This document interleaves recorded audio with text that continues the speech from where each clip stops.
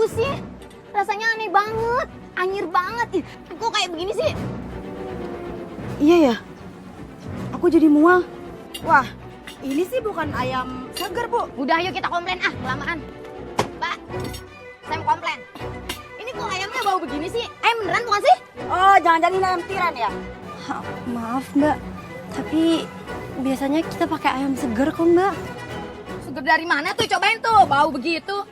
Pokoknya saya nggak mau tahu. Balikin duit saya cepetan. Ini bisa bikin orang keracunan, tau kagak? Jualan makanan harus tanggung jawab ya. Enggak, cepet mana?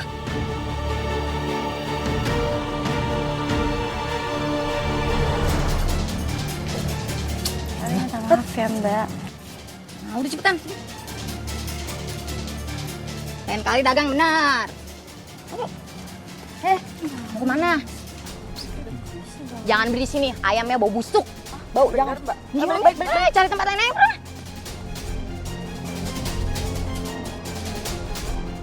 Tadi ayamnya kelihatan bagus. Kok jadi bau ya? Gak masuk di akal. Iya Mas, aku yang pilih sendiri. Kayak gak mungkin kalau salah ambil Mas.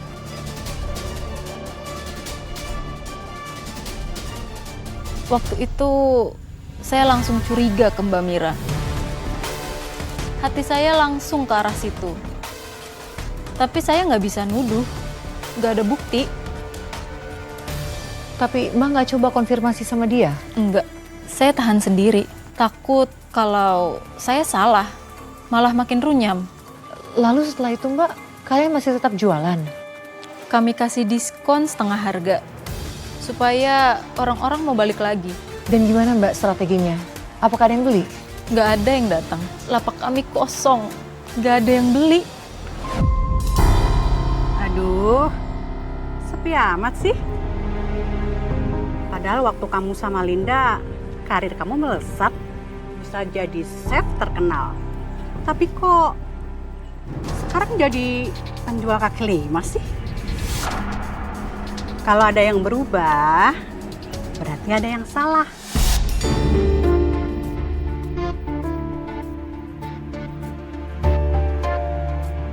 Maksud Mbak, saya penyebab kesialan Mas Arya.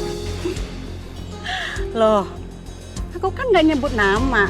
Tapi jelas-jelas omongan Mbak itu ke saya Mbak. Wah, gitu aja kok sensi. Kalau emang nggak salah, kenapa harus lewat? Cukup Mbak. Mbak sudah keterlaluan. Jangan suka main sindir-sindiran begini. Tapi kan itu kenyataannya. Dia aja yang baperan.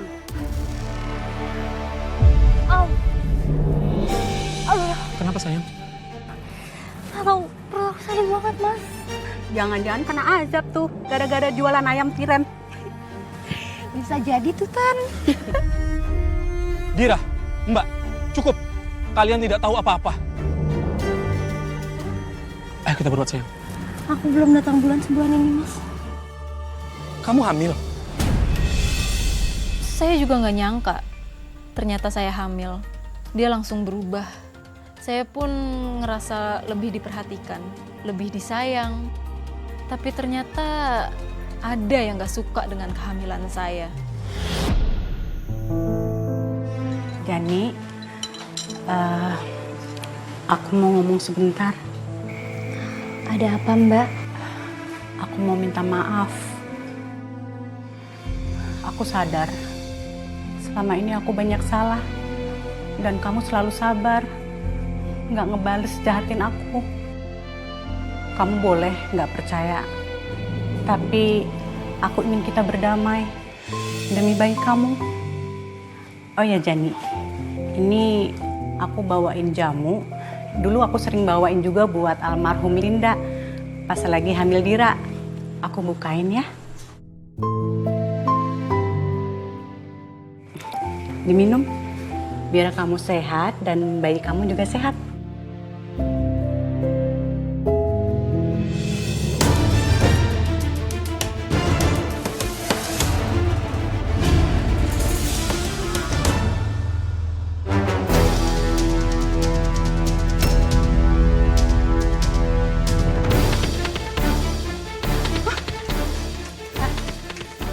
Udah gila ya kamu? Malah dibuang? Mbak pikir aku bodoh? Aku tahu niat jahat kamu, Mbak. Kamu mau racunin aku, kan? Kamu harus minum jamu beracun ini, Anjani. Biar kamu dan anak kamu nggak bisa melihat dunia.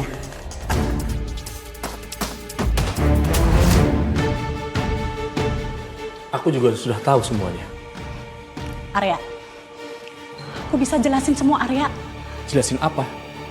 Mau coba jelasin kalau Mbak yang sudah mau coba bunuh istri dan anakku yang belum lahir.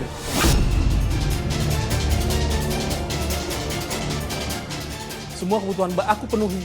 Tapi balasannya apa? Mbak coba ngeracunin istri aku. Mbak juga yang sudah bikin dagangan kami jadi anyir rasanya.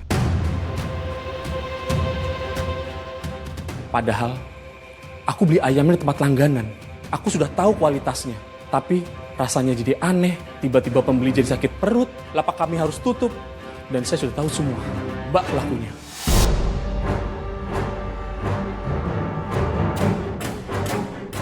Iya, aku yang ngelakuin semuanya. Aku benci sama kamu, Jani. Aku juga kecewa sama kamu, Arya. Harusnya aku yang bisa gantiin almarhum Linda buat jadi istri kamu, bukan dia. Linda itu perempuan baik-baik. Sedangkan Mbak nggak akan pernah bisa gantikan dia. Dan saya sedikit pun tidak ada rasa sama Mbak.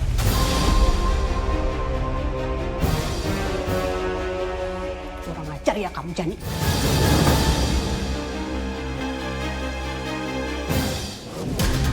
Pergi kamu dari rumahku.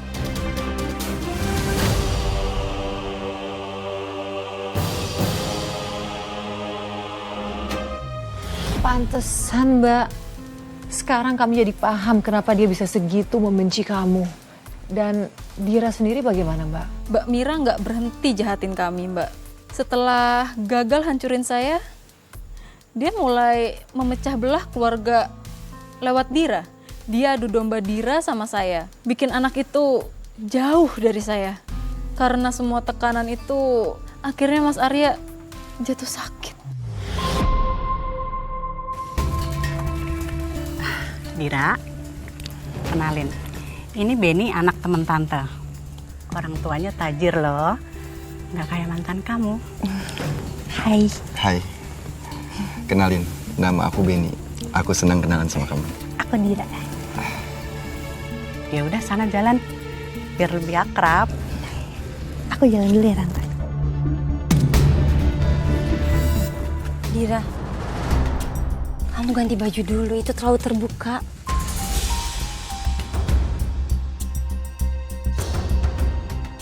Kamu nggak usah ikut campur ya. Sekarang kan Dira tinggal di rumah aku. Jadi urusan Dira biar aku yang urus. Aku cuma ngingetin, Mbak, karena aku peduli. Sekalipun aku bukan ibu kandungnya Dira, tapi aku tetap sayang dan peduli sama Dira, Mbak. Ibu tiri nggak akan pernah sayang sama anak tirinya.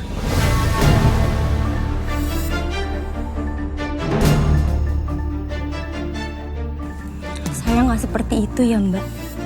Udah jalan, Dira. Dira, jangan pulang terlalu malam ya, Dira.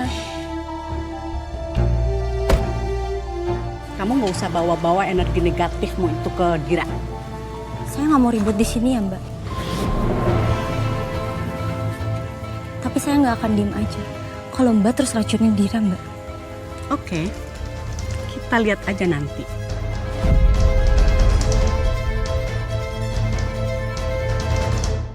Kamu itu bukan cuma suara doang yang bagus, tapi kamu juga cantik banget kalau lagi nyanyi. Terima kasih, Ben. Ben, jangan gini dong. Kita kan baru kenal. Udah, kamu gak usah takut sama aku. Aku itu suka banget sama kamu.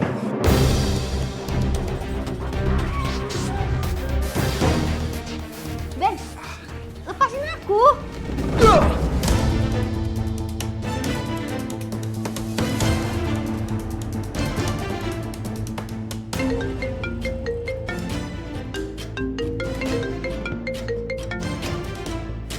Dira. Halo, Dira. Tante tolongin aku.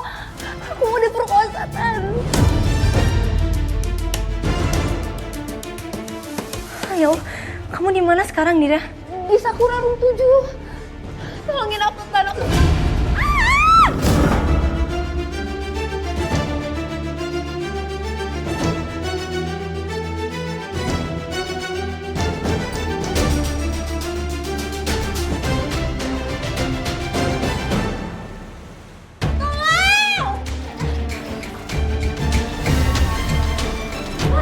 Lepasin dia!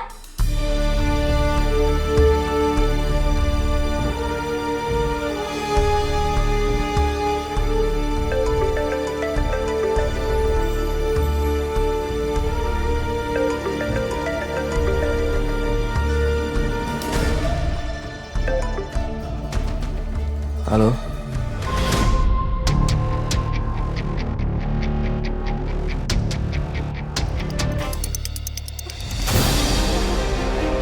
Kurang ajar.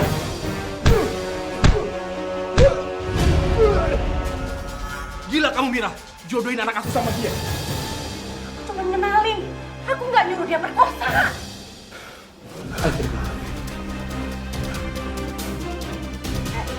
Kurang ajar kamu ya. Aku ngenalin ponakanku untuk berpacaran. Bukan malah kamu merkosanya, tahu? Bacot kamu.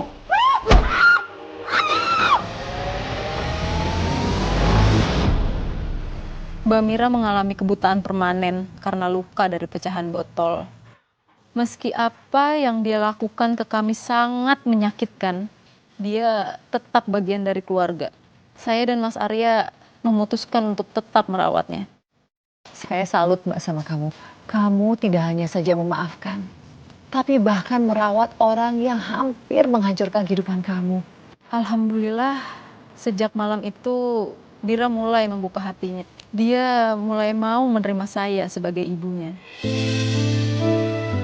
Bahkan sekarang dia panggil saya ibu tanpa ragu.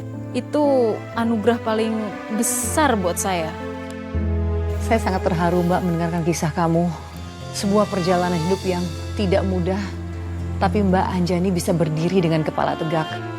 Dan ini bukan hanya saja soal bertahan Mbak, tapi juga memaafkan, merangkul, dan juga membangun kembali. Itu semua karena saya percaya Mbak, bahwa luka bisa sembuh asal kita ikhlas. Tapi keluarga itu adalah tempat yang paling tepat untuk kita memulai kembali. Setuju sekali Mbak, dan terima kasih banyak Mbak Anjani sudah hadir membagikan kisahnya. Pemirsa, kisah Mbak Anjani hari ini mengajarkan kita bukan hanya saja tentang perjuangan, tetapi tentang harapan, tentang keberanian, dan hati yang besar. Terkadang hidup memberikan kita luka yang dalam, tetapi dengan cinta, ketulusan, dan keberanian, maka luka sedalam apapun bisa sembuh. Terima kasih telah menyaksikan Catatan Hati Perempuan. Sampai jumpa di episode berikutnya dengan kisah inspiratif lainnya.